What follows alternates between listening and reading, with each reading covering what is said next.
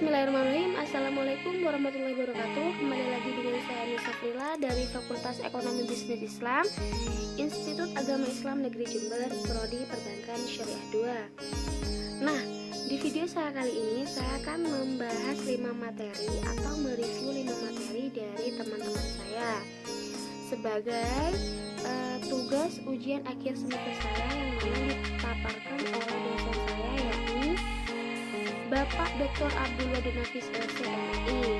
Nah, langsung saja kita ke pembahasan materi ya teman-teman. Baik, untuk materi yang pertama dengan tema tugas dan wewenang OJK, yang mana materi tersebut dipaparkan oleh teman saya yakni Naura Nadifa. OJK atau Otoritas Jasa Keuangan yaitu lembaga independen yang mempunyai fungsi dan tugas dan wewenang pengaturan, pengawasan, penyelidikan, dan pemeriksaan. Nah, OJK merupakan lembaga pengawas industri jasa keuangan yang terpercaya, melindungi kepentingan konsumen dan masyarakat, serta mampu mewujudkan industri jasa keuangan menjadi pilar perekonomian nasional yang berdaya saing global serta dapat mewujudkan kesejahteraan umum. Nah, tujuan OJK sendiri adalah yang pertama yaitu terselenggarakannya secara teratur, adil, transparan, dan akuntabel. Untuk yang kedua yaitu mampu mewujudkan sistem keuangan yang tumbuh secara berkelanjutan dan stabil ketika mampu melindungi kepentingan konsumen dan masyarakat. Untuk yang selanjutnya yakni fungsi OJK. Fungsi OJK itu yang pertama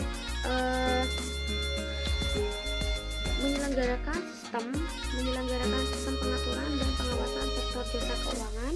Untuk yang kedua, mengambil keputusan mengenai perkembangan dan kemajuan keuangan. Untuk yang ketiga yaitu melindungi konsumen. Nah, untuk materi yang kedua dengan tema peran dan fungsi bank sentral, yang mana materi tersebut dipaparkan oleh teman saya yakni Safira Ayu Amelia. Bank sentral adalah sebuah investasi atau lembaga keuangan yang memiliki tanggung jawab atas suatu kebijakan moneter dan melahirkan tingkat aktivitas ekonomi yang stabil dalam suatu negara. Tujuan bank sentral yaitu mencapai dan memelihara kestabilan nilai mata uang yang tercermin dari laju inflasi dan perkembangan nilai tukar uang dalam negeri terhadap mata uang asing. Selanjutnya, bank sentral yang berkaitan dengan pemerintah. Yang pertama itu penyediaan kredit terhadap pemerintah, yang kedua pengaturan kas pemerintah, yang ketiga membantu proses lelang dan menjual surat hutang negara, yang keempat melakukan pengendaraan uang sebagai alat pembayaran yang sah, yang kelima yaitu mempunyai hak penuh terhadap pencetakan dan produksi uang. Nah, tugas bank sentral dalam perbankan yang pertama yaitu menentukan suku bunga, yang kedua sebagai banker, yang ketiga melakukan pembinaan semua bank yang ada, dan untuk yang keempat yaitu melakukan pengontrolan, pengaturan, dan perluasan jaringan. Untuk selanjutnya yang terakhir yaitu tentang kewenangan bank sentral. Yang pertama, melakukan pengendalian moneter, yang kedua menentukan terjak moneter, dan yang terakhir yaitu melakukan pengontrolan kebijakan yang berhubungan dengan keuangan. Untuk selanjutnya yaitu materi yang ketiga yang mana dengan tema kebijakan fiskal dalam perspektif ekonomi Islam, yang mana materi tersebut dipaparkan oleh teman saya yakni Indana Zulfa. Kebijakan fiskal adalah kebijakan pemerintah atas penerimaan dan pengeluaran negara.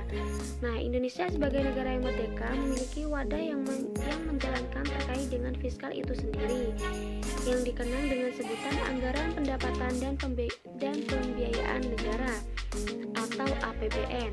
Oleh karena itu, dari pengertian tersebut dapat dipahami bahwa terdapat dua instrumen dalam kebijakan fiskal. Yang pertama yaitu kebijakan pendapatan, yakni berupa beberapa kebijakan yang diterapkan oleh pemerintah dalam mendapatkan dana-dana sebagai dana negara. Yang kedua yakni kebijakan pengeluaran, yaitu berupa kebijakan diterapkan oleh pemerintah dalam pengeluaran dana-dana yang telah terkumpul dalam dana negara. Untuk selanjutnya, kebijakan fiskal memegang peran penting dalam menunjang kestabilan ekonomi ke suatu negara. Peranannya tidak hanya untuk sekedar kelancaran pembelanjaan negara saja, akan tetapi memiliki dampak yang terkait dengan ekonomi secara makro di suatu negara. Dalam konsep ekonomi Islam tidak mengenal riba. Kebijakan fiskal tidak menjadi tumpuan dalam menstabilkan perekonomian daripada kebijakan moneter. Nah, untuk selanjutnya yaitu keberhasilan dalam kebijakan fiskal pada masa awal Islam, yang mana pada dasarnya karena pemegang kebijakan mampu menerapkan berbagai instrumen kebijakan fiskal yang mengacu pada ajaran Islam secara tepat sesuai kondisi sosial politik ekonomi yang ada di waktu itu.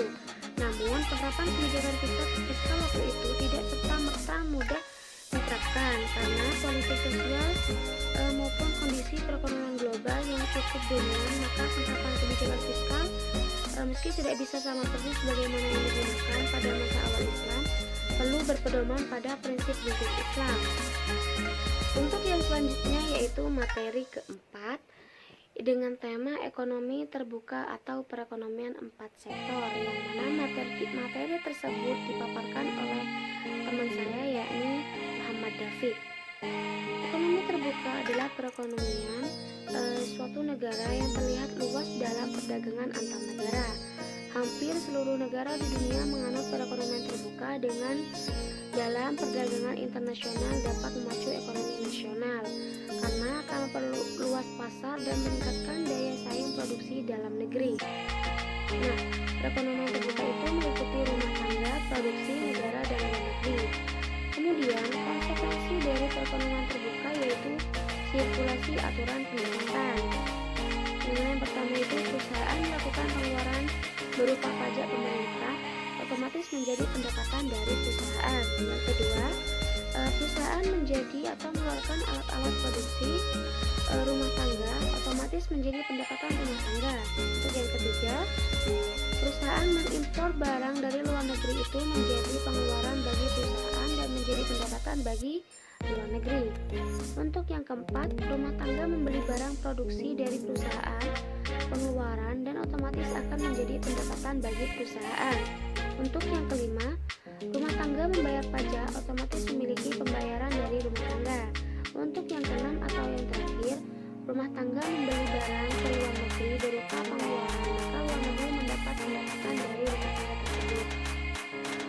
Untuk materi yang kelima atau materi yang terakhir dengan tema konsep dasar ekonomi Islam, yang mana tema tersebut atau materi tersebut dipaparkan oleh teman saya yakni Ana Kurniawati.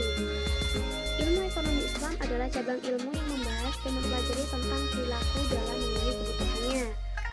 Definisi ekonomi Islam yaitu membahas dan mempelajari tentang perilaku manusia dalam memenuhi kebutuhannya dan memuaskannya untuk mencapai falah berdasarkan pada prinsip-prinsip nilai Al-Quran, Sunnah, Ijma, dan Qiyas.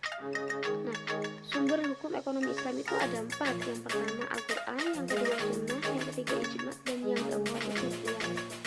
Sedangkan dasar-dasar ekonomi Islam itu ada 6. Yang pertama itu Tauhid atau keesaan Allah, yang kedua amanah atau kejujuran, dan untuk yang ketiga mengakui hak milik individu dan umum, yang keempat keadilan atau adil, yang kelima keseimbangan, dan yang keenam tolong menolong.